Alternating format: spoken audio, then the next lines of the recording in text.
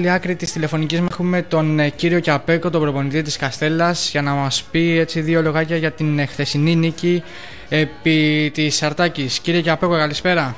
Σας και τους ακροατές σας. 4-0 χτες η Καστέλλα.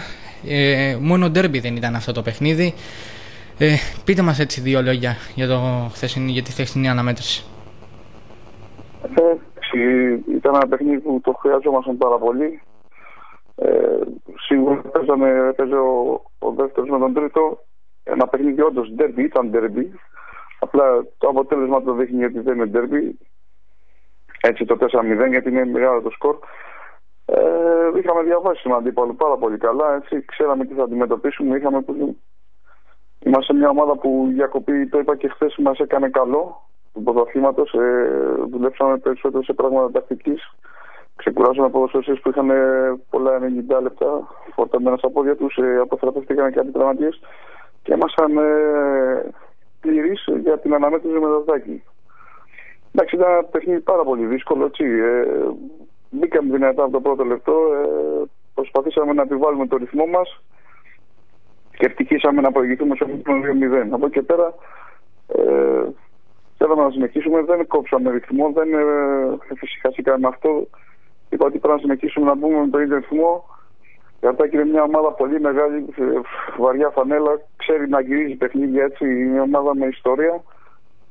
Τα παιδιά άκουσαν τις εντολές μου, μπήκαν με τον ίδιο ρυθμό και μέσα σε ένα τέταρτο έγινε το 3-0 γύρω στο 60. Από εκεί πέρα ήταν τυπική διαδικασία, θα έλεγα, το 4-0. Και ήρθε αυτό το αποτέλεσμα που μας χαροποιεί πάρα πολύ και μας δίνει για τη συνέχεια.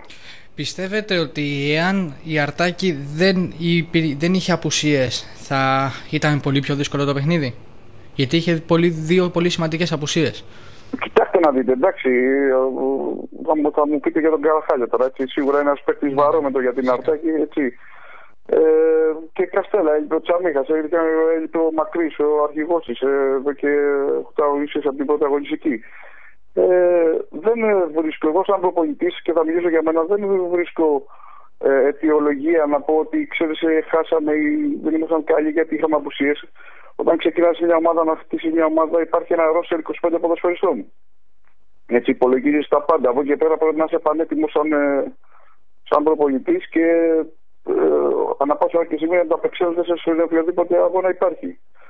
Δεν θα έλεγα ότι υπάρχουν απουσίες ή μεν και δεν είναι κάθε ομάδα σε αυτό το κομμάτι.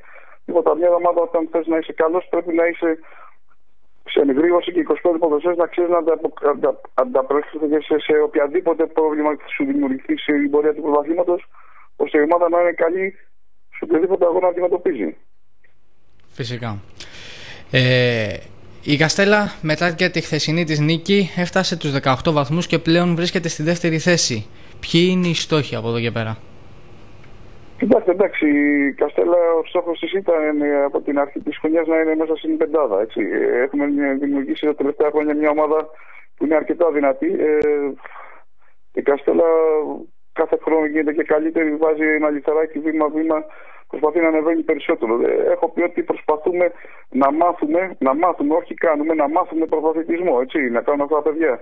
Έχουμε δέσει μια χημεία παιχτών με εμπειρία και νέους. Προσπαθούμε να βάλουμε νέα παιδιά στην ομάδα μας. Σίγουρα κοιτάμε ψηλά, θέλουμε να είμαστε μέσα στις πρώτες 5 ομάδες και ό,τι καλύτερο θα σε έρθει. Πείτε μου δύο λογάκια για το σερί, το 9-9 για την ομάδα της Χαλκίδας. Εντάξει, επειδή οι αριθμοί δείχνουν και την πραγματικότητα, έτσι, δεν είναι τυχαίο το 9-9, είναι μια ομάδα αρκετά καλή, έτσι, μια ομάδα έμπειρη, έχει παίκτες με εικόνες και παραστάσεις από παραπάνω κατηγορίες. Υπάρχει ένα σύνολο παιχτών πολύ καλό, υπάρχει ένας καλαξιωμένος προπονητής, έτσι, που τι να πούμε για τον Γιώργο τον Λάμπο, έτσι, είναι γνωστό τη δουλειά και το έργο που αφήνει σε οποιαδήποτε ομάδα. Ο Γιώργος είναι ένας επαγγελματίας προπονητής, έτσι, σε μεγαλύτερο επίπεδο. Μόνο τυχαίο δεν είναι ότι η ομάδα είναι στην πρώτη θέση. Από εκεί πέρα όμως έχει και αυτή τα τροτά τη σημεία, έτσι, δεν είναι άτρωτη. Ευελπιστώ ότι κάποια στιγμή θα κάνει και την κοιλιά της. Σίγουρα από εδώ και πέρα έρχονται δύσκολα παιχνίδια για τη Χαλκίδα. Τώρα θα δείξει, γιατί Το πρόγραμμα που έχω διαβάσει έχει να αντιμετωπίσει τη Ρωσία, τον Ολυμπιακό, την Αρτάκη, εμάς, την Ερέτρια. Αυτές τις 5 αγωνικές πιστεύω ότι θα δείξει αν μπορεί να ανταποκριθεί σε αυτό το ρόλο που έχει του πρωταγωνιστή, έτσι, που θα τον έχει, ό,τι και να γίνει. Αν όμως θα είναι το σερί, όπως λέτε εσείς, θα το συνεχίσει ή θα έχει κάποια διαλύματα. Και μία έτσι εικόνα του πρωταθλήματος, του φετινού πρωταθλήματος, που ομολογουμένως είναι πολύ δυνατό.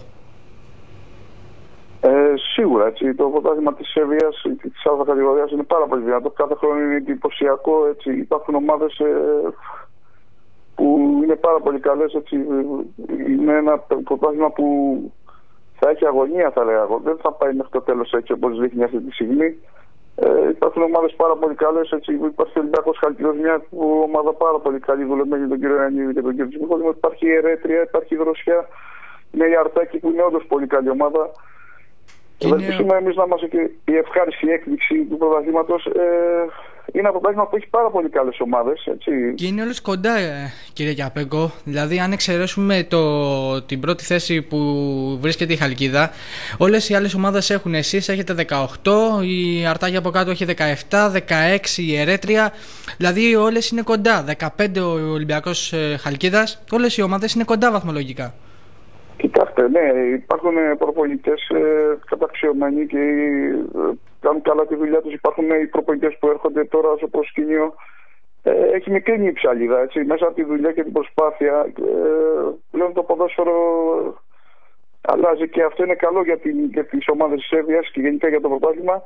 Είναι ένα ανταγωνιστικό πρωτάθλημα, έτσι όπως το είδαμε και πέρυσι, και πιστεύω ότι και φέτος θα είναι το ίδιο ανταγωνιστικό και θα καθυλώνει και θα προσελκύει πολλούς φιλάθλους να έρχονται στο γήπεδο. Πολύ ωραία. Κύριε Κιαπέκο, να σας ευχαριστήσω πάρα πολύ. Και εγώ σας ευχαριστώ. Να είστε καλά και καλή συνέχεια και συγχαρητήρια και για χθες. Ευχαριστούμε πολύ. Να είστε καλά. Γεια σας. Γεια σας.